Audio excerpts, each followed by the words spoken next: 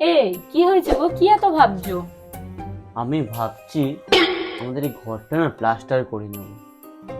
ভাবছি ব্যাংক থেকে কিছু টাকা লোন নিয়ে নি, লোন নিয়ে আর প্লাস্টারটা করে নেবো। আমি তোমাকে একটা বুদ্ধি দেবো। কি বুদ্ধি বলো? আমি কি বলছি, তোমার ব্যাংক থেকে লোন নিতে হবে না। যেই ব্যাংক থেকে তুমি লোন নেবে ভাবছো, সেই ব্যাংকে তুমি ডাকাতি করো। তুমি পাগল হয়ে গেছো নাকি? ডাকাতি করবো তাহলে পুলিশ নিয়ে জেলে ঢুকিয়ে দিক, তুমি এটা চাও নাকি? শুনবে তো পুরো কথা।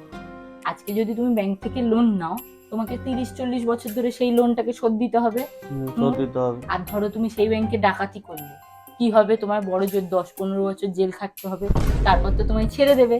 তারপরে আমি আর তুমি সেই টাকাগুলো নিয়ে সারা জীবন সুখে থাকবো। पैसा ही पैसा होगा। ঠিক বলিনি বলো?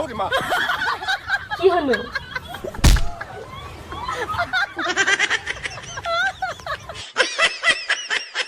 ভালো বুদ্ধি দিলেও মা